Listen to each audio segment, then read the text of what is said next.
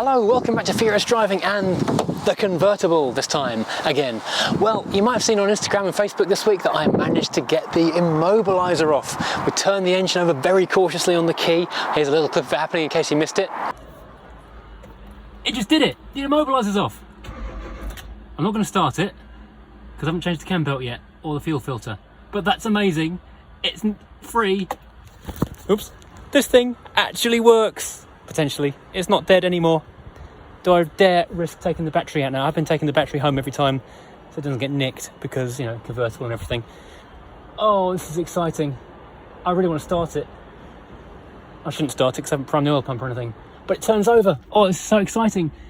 Dashboard of stuff that's not beeping at me. Oh, so cool. I wonder if I can now. No. The fob. 1, 2, 3, I'll shut the door.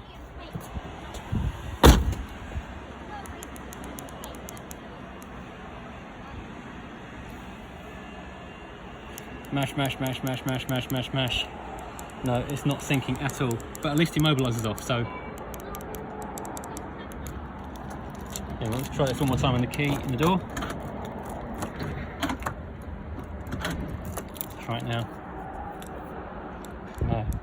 I did fill this, I did load this up with contact cleaner earlier today, so if that was going to work, it would have worked by now. Oops. Halfway there. Oh, key's stuck again. Yes! Haha!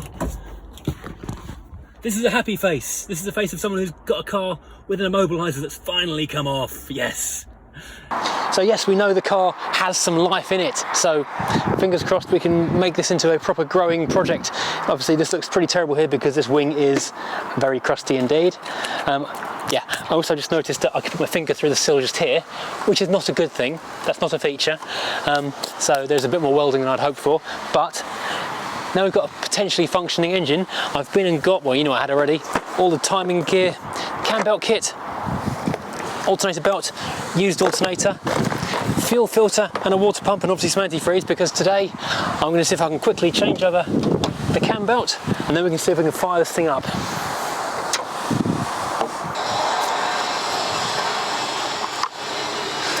Right, we'll start by pulling off the dead alternator. That's one less thing to do later on. Hope I can find that in a minute. The top one was easy enough to get a 15mm spanner on, but the bottom one was a bit of a nightmare. I managed to get a 15mm ratcheting spanner on there, but now the spanner is actually stuck on the bolt. There we go. Oh, phew. Finally it's off and it's welded in there. So if ever you are stuck in the situation where you've got a bolt stuck in a spanner that won't come out, what you can do, find a socket bigger than both of them, put the spanner with the locked in bolt over the socket, find a smaller socket that will fit through that particular spanner, and use a hammer or similar to knock it out. So I've now got a free bolt at last. This is beyond infuriating. I have not got an 8mm socket, so I cannot undo the timing cover bolts, which means I can't start doing anything else at all. Which is quite annoying, I can assure you. It's very, very irritating indeed. So I'm going to have to go home and get an 8mm socket, which is kind of half an hour, 40 minutes wasted. Not happy. So after wasting a good half hour, maybe even a little longer, looking for the right tool back at home, I've now got an 8mm socket that I can take the timing cover off. Honestly, I was about 30 seconds from phoning a mobile mechanic on this because I was really, really unhappy. Right, so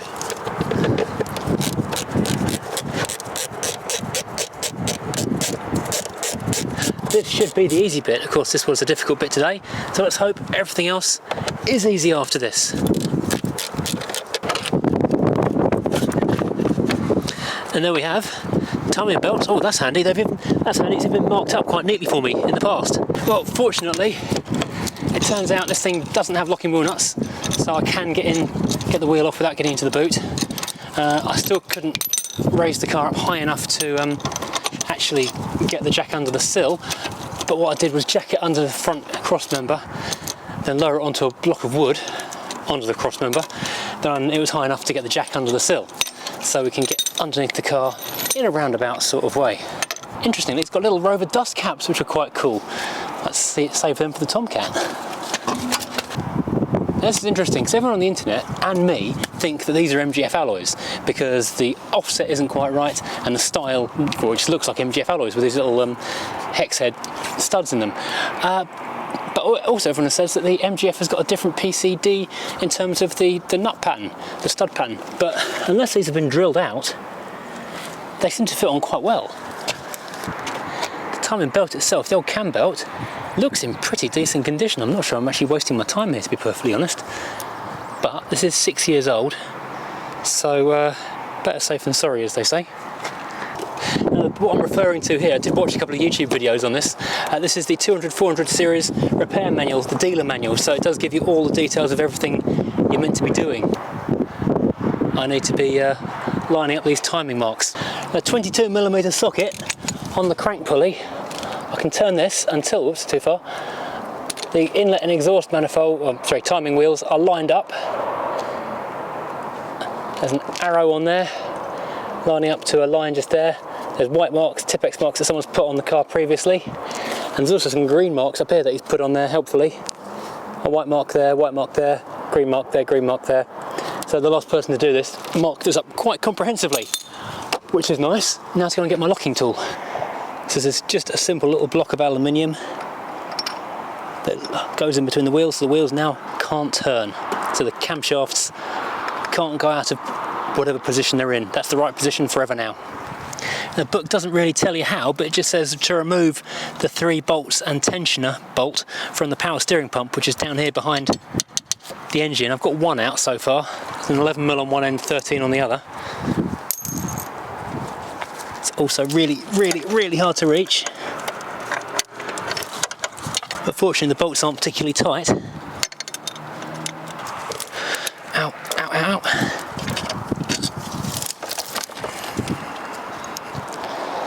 Okay, so where's number 3?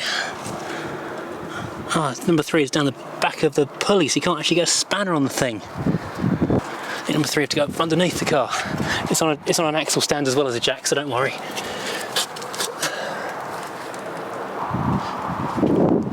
Now that 3rd bolt on the power steering pump is proving really tricky. So before I get too carried away, trying to do an almost impossible bolt, I'm just going to see if I can undo the crankshaft pulley. You might have a special tool for locking the flywheel, which I haven't got. I've got one for locking the cam wheels, but not the crank wheel. What everyone on the internet says is just stick it in gear, put the handbrake on so it's in reverse, then get the impact, and it should just wind off. Oh, it does as well. Excellent. Because I thought, if that won't undo, then there's no point carrying on trying to undo the power steering. But that just came undone quite easily, so...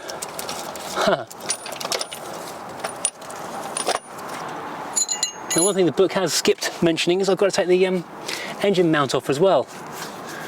So I need to lower this car down a bit and support the engine from underneath. Right, so the car is supported on the axle stand. The engine is supported on the block of wood under the jack. So I can now take off this top engine mount.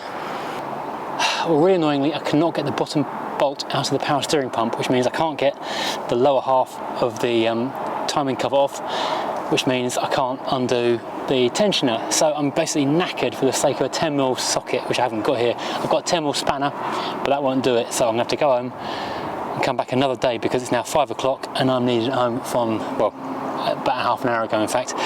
So yeah, it's going well.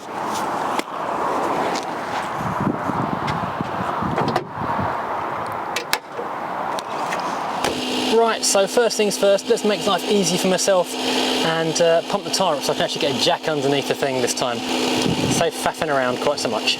Well, I'm back at the Rover again. It's a couple of days later, and regular viewers of this channel may think I have absolutely limitless patience. When anyone who's watched me battling the W123 will think that my ability to cope with any problem is boundless, and I will just keep on persevering. Turns out though, when I'm not at home, I've not got tools, I've not got a fresh cup of tea, I do have a finite amount of patience, and the limit, it transpires, is 2 forgotten spanners and 1 stuck bolt, which is why Chris here is now finishing this job for me, because I've absolutely had it with this. If you're in the Kent area, you can look up K Smith Mobile Mechanic on Facebook, and I'll put a link in the description below, and he'll come out and solve problems that you've given up on as well.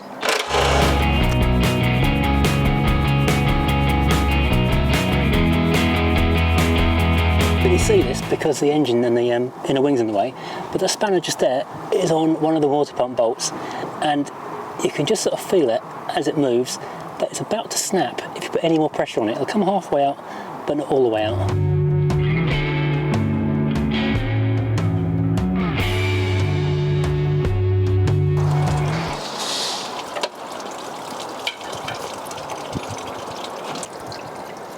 And there we have one old water pump, which we assume was probably working properly, but who knows. So someone really weighed in with the gasket gunge on this one. Instant everywhere gasket. But I am very glad we are doing this job now and putting the water pump in, because look at this. This is basically 90% water. This is homeopathic antifreeze here. There's a sniff of antifreeze from the previous change, but nothing worth writing home about. I made the right decision letting Chris take over, because not only was the water pump bolt so stuck it almost sheared off in the engine, which for this particular car would have been game over, part out time. We've now got lots of trouble getting the actual alternator off. I undid the bolts but didn't remove it, and that there is trying to remove the alternator, which is also pretty much welded in place.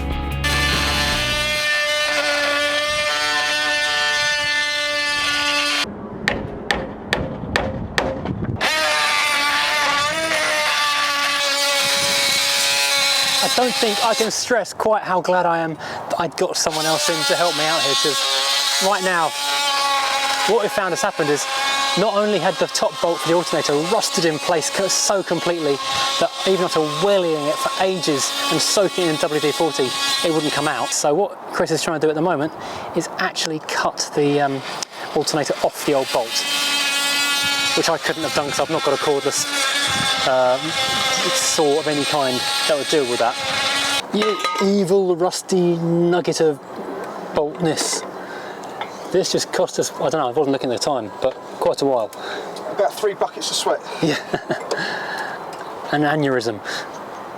And it's still seized after all that. Yeah, that is dead. Double dead. One dead alternator.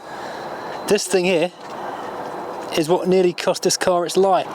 Here we have the old alternator which killed the car, the new alternator which was mere 20 quid, so I saved the car for 20 quid, and inserting thusly.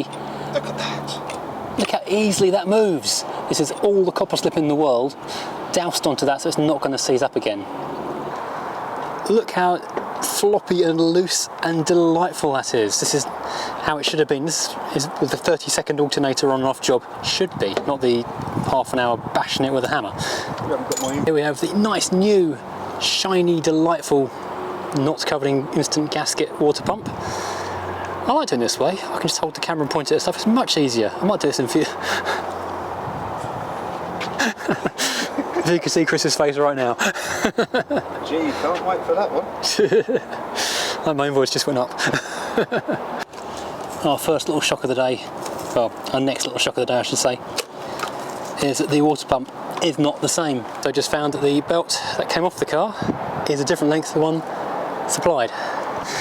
So let's take a quick overnight break on the job, because on this number plate there are 2 different versions of the cam belt kit. Turns out one's an automatic tensioner, one's a manual tensioner, and we guessed the wrong one. So now back, hopefully just a few minutes away from this engine actually running for the first time.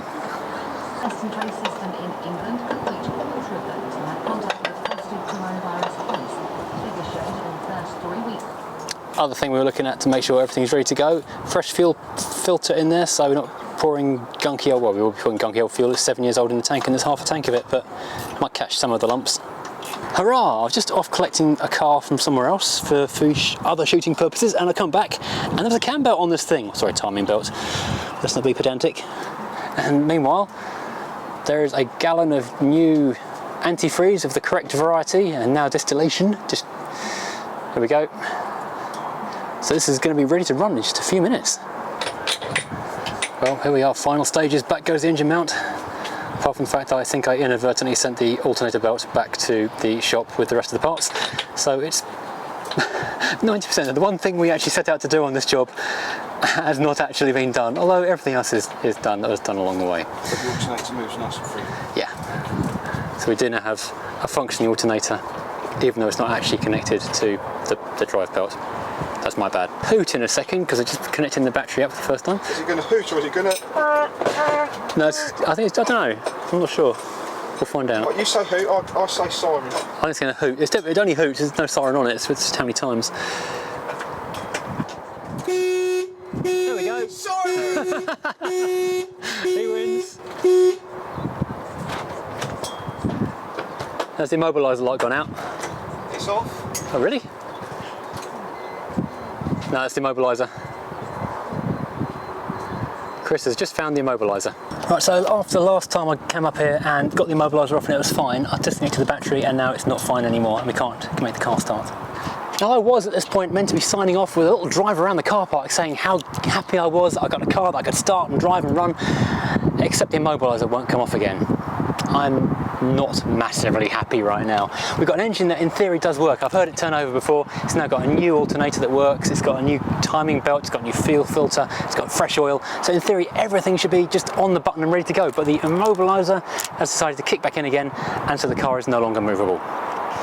So I think over the weekend, I'm going to have to start looking at getting the MEMS system out, getting a new ECU put into it, because it's just too irritating. I'll have one last try at doing the key fob. I'll fast forward this bit. 1, 2.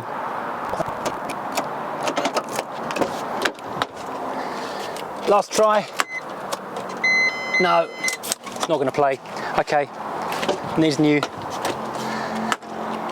I was so looking forward to finishing this video with a drive around the car park to show, look, I've got a working Rover, but I haven't got a working Rover. I've got a piece of junk. This is possibly the first time I've ever disliked a Rover R8. Maybe it knows. Maybe it can tell I'm not happy with it.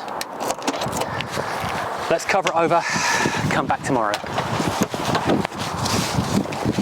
Thanks for watching. Maybe we'll see it move soon.